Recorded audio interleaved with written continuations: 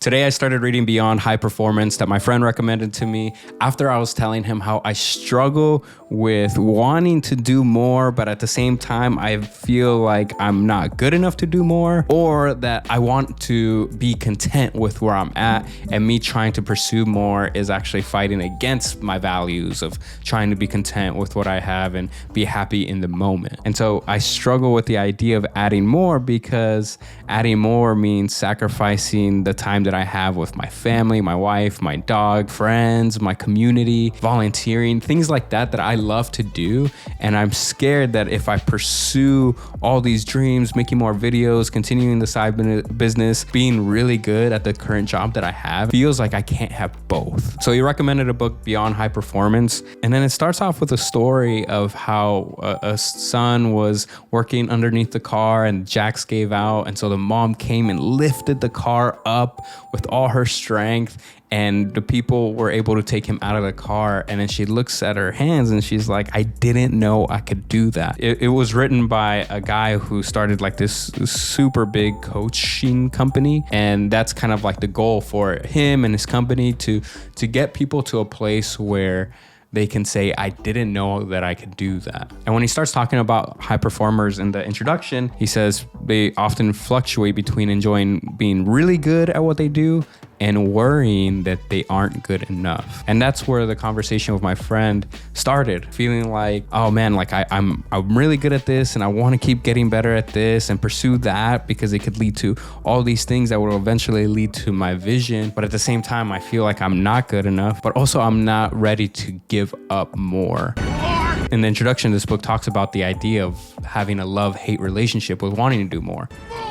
I want to do more. There's so many things I want to do, but I'm hesitant because I don't want to lose myself in it, lose the time that I have, not take care of myself, not spend time with the people that I love. And where I struggle is that I feel like I can't have both. I don't want to pursue more because it requires the sacrifice of my whole being. And the introduction ends with, well, what if it didn't have to be that way? What if you can end up in a place where you can say, I didn't know that I could do that. I didn't know that I could pursue my dreams and try my best and see my vision come to light without having to sacrifice time with my family, going to the gym, getting my 10K steps in, drinking all the water that I need to drink, going to bed by 10. And so I've only read up to the introduction so far, but I'm hooked because I have no idea how you can do that. I've been trying to solve that for years now. I've been in that tension, and I'm at the breaking point where I just want to just ruin everything and just start from scratch. And it's funny because he mentions that usually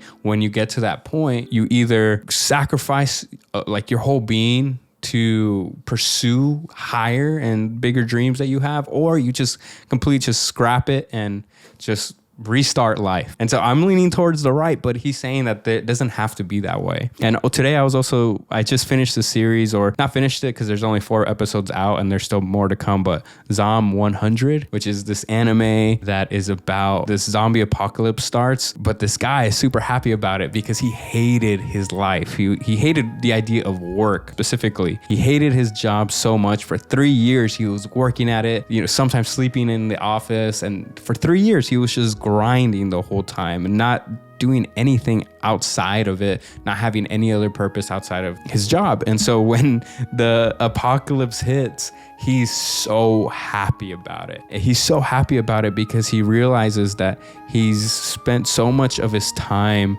being stuck to one mindset that now he's finally free from that mindset. And so Zom 100 is about the 100 things that he wants to do on his bucket list before he turns into a zombie. But then characters start to talk about having a dream job, and finding actual contentment within their job. Spoilers, but after the 4th episode ends, he talks about how he wants to find a dream job, a job that brings him purpose, a job that brings him joy, and also, a healthy work-life balance. And throughout this whole show, Akira's motto, though he doesn't say it, it's really like, I didn't know that I could do that. After being stuck to this cycle of working and grinding and being a high performer at your job, he realizes that he could do all these things and have joy in his life. And so as he starts to want to have this dream job, it's the realization that he can do both, that you can actually work and have a life that's full of joy, adventure, love, friendship, and free time. And I feel like if I were to just scrap it all and just start from scratch,